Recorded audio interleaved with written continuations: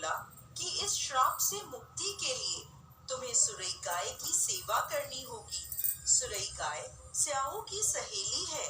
उसके कहने पर यदि स्याऊ तुम्हारी कोख छोड़ दे तो तुम्हारे बच्चे जी जाएंगे। पंडित की बात सुनकर छोटी बहू ने दूसरे ही दिन से सुरई गाय की सेवा करना प्रारंभ कर दिया।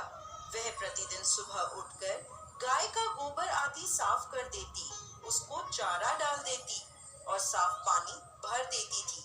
सुरई गाय ने सोचा, ये मेरी सेवा कौन कर रहा है, इसका पता लगाती हूँ। अगले दिन वह तड़के उठ गई और देखती है कि साहूकार की छोटी बहू सारा काम कर रही है। गाय ने पूछा, तू किस लिए मेरी सेवा कर रही है? साहूकार की बहू बोली, माता, स्याऊ माता ने मेरी कोख बांध रखी है, जिस कारण मेरे बच्चे जीते नहीं हैं। यदि आप मेरी कोख खुलवा दो तो मैं आपका बहुत उपकार मानूंगी। सुरई गाय ने उसकी बात मान ली और उसके साथ 7 समुद्र पार स्याऊ माता के पास चल दी। रास्ते में थक कर दोनों एक पेड़ की छांव में बैठ गए।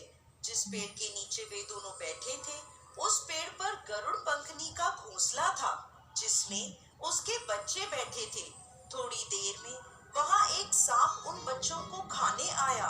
ये देखकर साहूकार की छोटी बहू ने सांप को मार डाला। जब गरुड़ पंखनी वहां आई और उसने रक्त देखा तो उसने सोचा कि इसने मेरे बच्चों को मार दिया। वो अपनी चोंच से साहूकार की छोटी बहू को मारने लगी। वह बोली, मैंने तेरे बच्चों को सांप से बचाया और तू मुझे ही मार रही है। ये सुनकर गरुड़ पंखनी खुश हो गई और बोली, तू जो चाहे मुझसे मांग ले। साहूकार की बहू बोली, 7 समुंदर पार स्याऊ माता रहती है, तू हमें वहां तक पहुंचा दे। गरुड़ पंखनी ने उन दोनों को अपनी पीठ पर बैठाकर स्याऊ माता तक पहुंचा दिया। स्याऊ माता सुरई गाय को देखकर प्रसन्न हो गई और बोली, आओ बहन, बड़े दिनों में आई हो। वह पुनः बोली, बहन, मेरे बालों में जुएं पड़ गए, तुम निकाल दो। तब सुरई गाय के कहने पर साहूकार की बहू ने स्याऊ माता की सारी जुएं निकाल दी। उस पर स्याऊ माता ने खुश होकर उसे आशीर्वाद दिया, तेरे 7 बेटे और 7 बहुएं हों। ये सुनकर वह बोली, मुझे तो एक भी बेटा नहीं है। स्याऊ माता ने पूछा, ऐसा क्यों? तब वो बोली, माता, यदि आप वचन दें तो मैं इसका कारण बता सकती हूँ। स्याऊ माता ने उसे वचन दे दिया। स्याऊ माता को वचनबद्ध करने के बाद साहूकार की बहू बोली, माता, मेरी कोख आपके पास बंधी है, उसे खोल दो। स्याऊ माता बोली, मैं तेरी बातों में आकर धोखा खा गई, तूने तो मुझे ठग लिया। जा, मैं तेरी कोख खोलती हूँ। अब तू घर जा और घर जाकर अहोई माता का उद्यापन करना और 7 अहोई बनाकर 7 कढ़ाई देना। साहूकार की बहू ने घर लौटकर देखा तो उसके 7 बेटे और 7 बहुएं घर में बैठे मिले। वह खुशी से भाव विभोर हो गई और उसने 7 अहोई बनाकर 7 कढ़ाई देकर उद्यापन किया। उसकी जेठानियां परस्पर कहने लगी, सब लोग जल्दी जल्दी पूजा कर लो, फिर छोटी बहू का रोना धोना शुरू हो जाएगा। जब छोटी बहू की आवाज नहीं आई तो जानकारी लेने के लिए उन्होंने अपने बच्चों को छोटी बहू के घर भेजा। बच्चों ने वापस आकर बताया कि वहाँ तो उद्यापन का कार्यक्रम चल रहा है। ये सुनते ही सभी जेठानियां छोटी बहू के घर पहुँच गई और पूछने लगी कि तूने अपनी कोख कैसे खुलवाई? तब वह बोली, स्याऊ माता ने कृपा कर मेरी कोख खोल दी है। सभी लोग अहोई माता की जय जयकार करने लगे। जिस प्रकार स्याऊ माता ने साहूकार की छोटी बहू की पहले कोख बांध दी, उस प्रकार किसी की कोख ना बांधे, और जैसे उसके 7 बेटों को जिंदगी मिली, उसी प्रकार ये व्रत करने वाली सभी महिलाओं पर कृपा करें। जय अहोई माता। गणेश की सुननी होगी बस।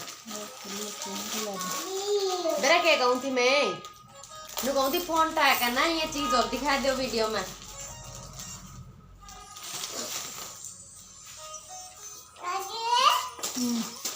दिखाइए ये चीज और। नमस्कार दोस्तों, आज हम आपके लिए गणेश जी की एक पौराणिक कहानी लेकर आए हैं। एक समय की बात है, एक गांव में एक अंधी बुढ़िया माँ रहती थी। उसके परिवार में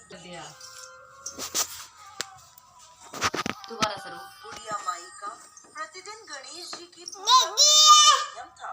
एक दिन गणेश जी महाराज बुढ़िया माई से प्रसन्न होकर उनके सामने प्रकट होकर बोले, "बुढ़िया माई, मैं तुम्हारी पूजा से प्रसन्न हूँ। तुम मुझसे कोई भी वर मांग लो।" तब बुढ़िया माई बोली, "हे कृपा सिंधु, मुझे तो मांगना नहीं आता।"